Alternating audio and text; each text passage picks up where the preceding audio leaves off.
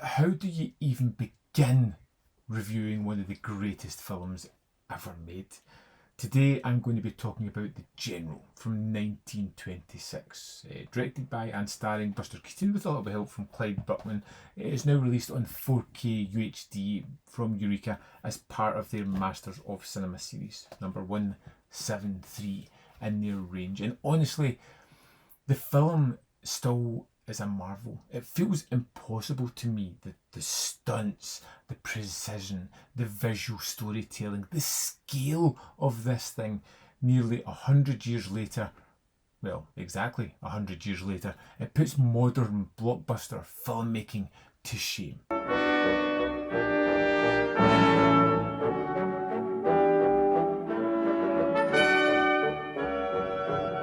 And for anyone unfamiliar with the story, Keaton plays Johnnie Gray, a railroad engineer during the American Civil War who has two great loves, his locomotive, the General, and his girlfriend, Annabelle Lee, played by Marion Mack. And when Union spies steal both the train and Annabelle, Johnny launches into one of the greatest chase sequences in cinematic history. The setup is so unbelievably clean. Train stolen, girl kidnapped, get both back. And from that simple premise, Keaton creates action, comedy, suspense, spectacle, romance, and some of the greatest physical stunt work ever put onto film.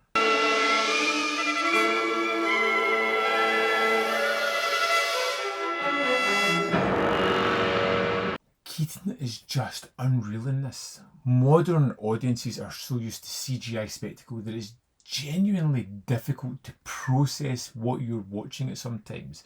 Every jump, every fall, every stunt, every movement on those trains, that's Keaton doing it, and it's just jaw-dropping. And what separates him from a lot of silent comedians is the precision. Everything feels mathematically engineered. The timing is flawless. He never overplays reactions. He never pushes the emotions too hard.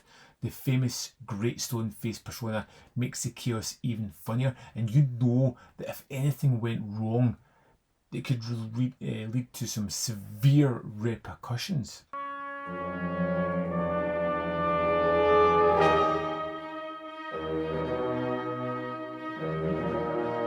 Kind of feels like the Mad Max Fury Road of silent cinema. The train sequences are genuinely astonishing. The cannons firing, bridges collapsing, full locomotives crashing, running battles across moving trains, physical comedy mixed with action choreography.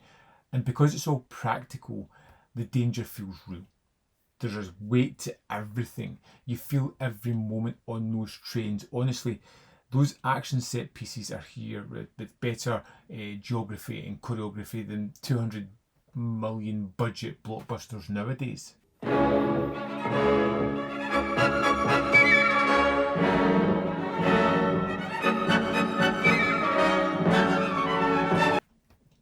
But it's not just about the stunts and the action.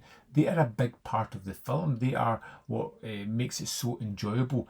But there is an efficiency within the film, the visual storytelling. And it's the one thing that stuck to me revisiting this 4K is how visually sophisticated the film is. Keaton tells the entire story through movement, through framing, visual rhythm and editing.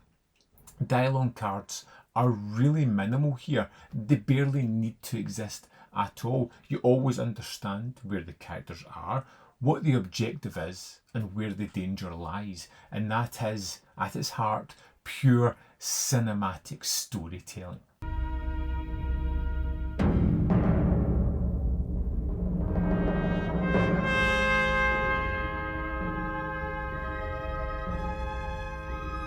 And most importantly, the film is charming and it's still funny. Not in a, oh, that's historically interesting. It's actually genuinely funny. The physical comedy remains incredibly sharp because the gags are built around escalation, timing, visual surprise and cause and effect. The humour never feels random. Every gag naturally flows out of the situation, and that's what still works for me going back to this one.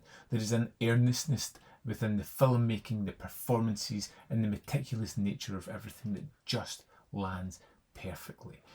For me, I've seen a fair few silent films now, and what gets me most about this one is the scale of the film.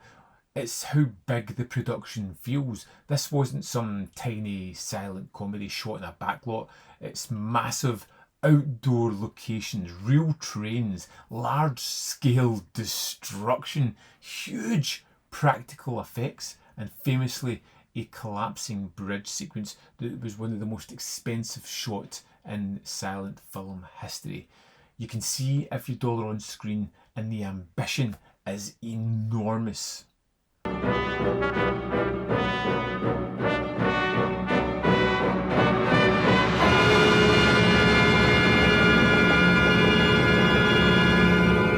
This is exactly the kind of film that deserves premium treatment. The new Dolby Vision HDR looks phenomenal. The black and white photography shows incredible depth, richer blacks, sharper detail, stronger contrast, and because the film relies so heavily on visual clarity, the restoration massively enhances that experience. This is definitely the best the film has ever looked, in my opinion.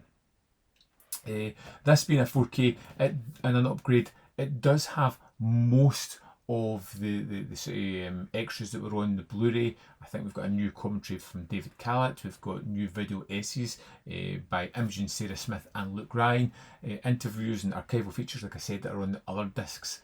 But yeah, I just marvel going back to this film. It's a film that could basically come out as just bare bones, and that's all you need.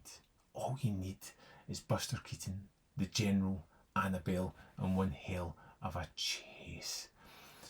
For me, the General is one of the best kind of silent films. And revisiting the General, it really does feel incredibly well made and impactful, and still entertaining today. The pacing is tight, the action escalates naturally, and the visual storytelling is crystal clear. In fact, if somebody wanted an entry point into silent cinema, I'm deliberating whether this is a good thing or a bad thing, because it is, for me, the kind of pinnacle of silent cinema, but it's also an easy in to show you how something can work so well.